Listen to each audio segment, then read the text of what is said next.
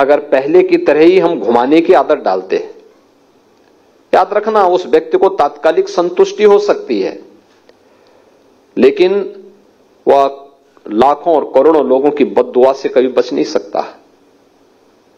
और खासतौर पर अधिकारी संवर्ग में दोनों तीनों प्रकार की जो कैटेगरी यहां पर बैठी हुई है, उन सबसे मैं यही कहूंगा, आपके पास अपने सेवा के माध्यम से जनता जनार्दन की दुआ लेने का भी अवसर होता है और बद्दुआ लेने का भी पूरा अवसर होता है। आपको तय करना होता है कि आप अपने इस पीरियड को पूरा, जो एक कार्यकाल होगा आपका 30 वर्ष का, 35 वर्ष का, इस 30-35 वर्ष का कार्यकाल आप दुआ लेने के लिए और आगे के भविष्य को उज्जवल बनाने के लिए करना चाहते हैं या बद्दुआ लेने के लिए करना चाहते हैं?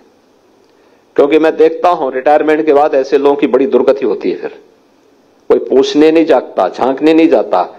और उसमें से बहुत सारे अधिकारियों को तो मैं यही सचिवालय का चक्कर लगाते हुए देखता हूं, क्योंकि बहुत बार लोग आते हैं, कहते साहब मेरा एक काम अटका हुआ है। मैं कहता हूं सब तुम्हारे ही उत्तराधिकारी हैं जो तुम्हारा काम अटका रहे हैं, कोई बाहरी नहीं है, यही काम तुम भी करते थे।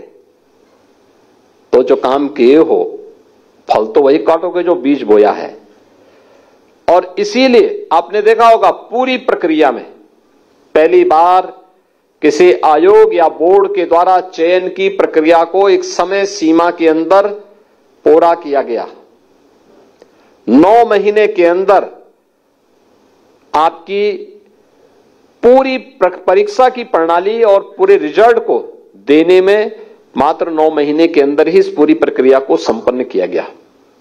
न कोई सिफारिश, न कहीं से कोई हस्तक्षेप। और जहां पर जिन लोगों ने परीक्षा की शुचिता पे कुछ भी उसमें घुसपैठ करने का प्रयास किया, वे लोग उसका खामियाजा भुगत भी रहे हैं। आपने देखा होगा उनकी सबकी प्रॉपर्टी भी जब्त हो रही है, उन सबके घरों में रेड पड़ रहा है। उन लोगों को पूरी तरीके से सरकार अपने शिकंजे में ले चुकी है और पहले तय कर चुकी है कि अगर किसी ने युवाओं के भविष्य के साथ खिलवाड़ किया तो सरकार उसके भविष्य के साथ जरूर खिलवाड़ करेगी और उतनी ही शक्ति के साथ उनसे निपटने का काम भी कर रही है। जो लोग परीक्षा की शुचिता और पारदर्शिता में सेंध लगाने का कुत्सित प्रयास करेंगे, वे कहीं भी छुपे होंगे, उनको बाहर निकालने में बहुत देर नहीं लगती। और मुझे लगता है कि आज जो कार्य प्रदेश के अंदर बखूबी हो रहा है और इसी शुचिता और पारदर्शिता का परिणाम है कि गत 7 वर्ष के अंदर इस डबल इंजन की सरकार ने प्रदेश के अंदर 6.5 लाख से अधिक युवाओं को सरकारी सेवा में लेने में सफलता प्राप्त की। प्रदेश के अंदर हमारी मशीनरी के कार्य की स्पीड के कारण प्रदेश में करोड़ों नौजवानों को नौकरी और रोजगार की सुविधा प्रदेश के अंदर ही प्राप्त हुई। अलग अलग सेक्टर में उसे आगे बढ़ने का प्रयास, उसको एक अवसर प्राप्त हुआ और आज हम देख रहे हैं कि इसका परिणाम यहां की पर कैपिटा इनकम पे पड़ा है, यूपी की जीडीपी पे पड़ा है। यूपी देश के अंदर आज दूसरी बड़ी अर्थव्यवस्था के रूप में उभर करके सामने आया है। ये तब होता है जब कहीं कार्य होता है, जब एक साथ मिलकर के पूरी मशीनरी टीम वर्क के साथ आगे बढ़ने का कार्य करती है।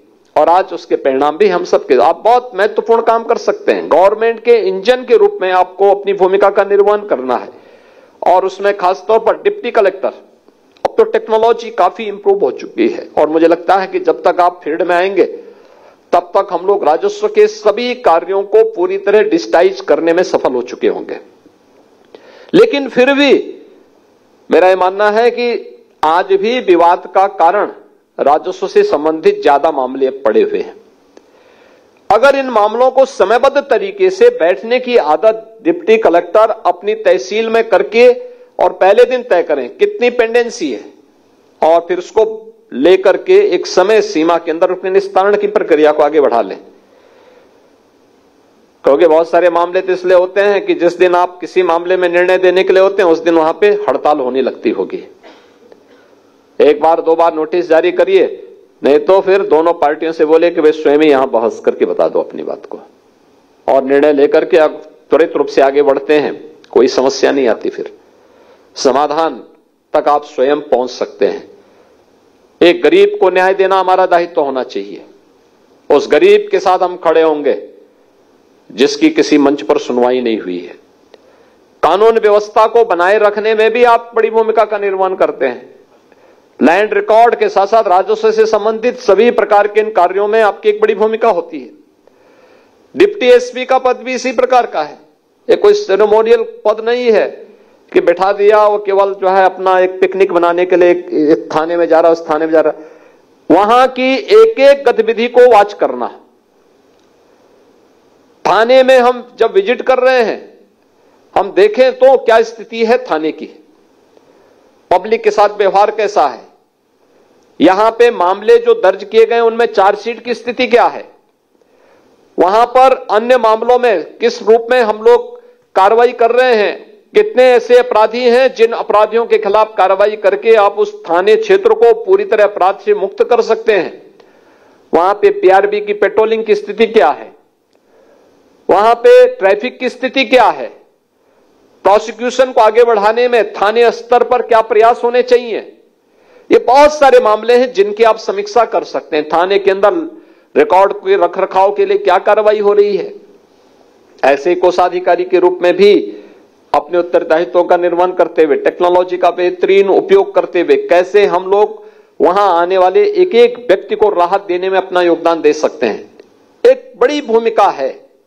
और उस भूमिका के साथ अगर आप कार्य करते हैं तो करोड़ों लोगों की दुआ आपके साथ चलती है। आपकी सर्विस तो मेरिट के आधार पर आगे बढ़ती ही है, लेकिन साथ साथ करोड़ों लोगों की दुआ भी आपके साथ चलती है, जो आपको आगे बढ़ने के लिए एक उज्जवल भविष्य को आपको आगे बढ़ाने में योगदान देती है।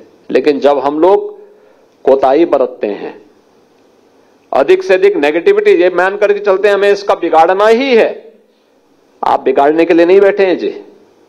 कोई किसी पद पर इसलिए नहीं बैठा है कि वो किसी का बिगाड़ेगा। अगर बिगाड़ता है तो बद्दुआ का पात्र बनता है। आप इसलिए बैठे हैं आप समस्या को समाधान तक पहुंचा सके। आप समाधान के लिए आपकी नियुक्ति की गई है, समस्या देने के लिए नहीं बनाई गई है। एक किसी भी पद पर बैठा हुआ प्रशासनिक या पुलिस का अधिकारी या किसी भी संपर्क का अधिकारी वो समस्या नहीं होना चाहिए, स्वयं में समस्या का समाधान बनना चाहिए। और समस्या का समाधान बनने की दिशा में हम सार्थक प्रयास करेंगे तो हम उन दुआओं के पात्र बनेंगे जिसके लिए व्यक्ति सर्विस में आता है, आगे बढ़ता है। और मुझे पूरा विश्वास है आप सभी लोग पूरी ईमानदारी के साथ उत्तर प्रदेश सरकार की इस स्पीड को आगे बढ़ाने में अपना योगदान दे पाएंगे। उत्तर प्रदेश की जनता जनार्दन के लिए आप उनके हितों का संवर्धन वाला बन पाएंगे। एक संवेदनशील प्रशासन के रूप में, त्वरित निर्णय लेने वाले प्रशासन के रूप में आपकी छवि बन पाएगी।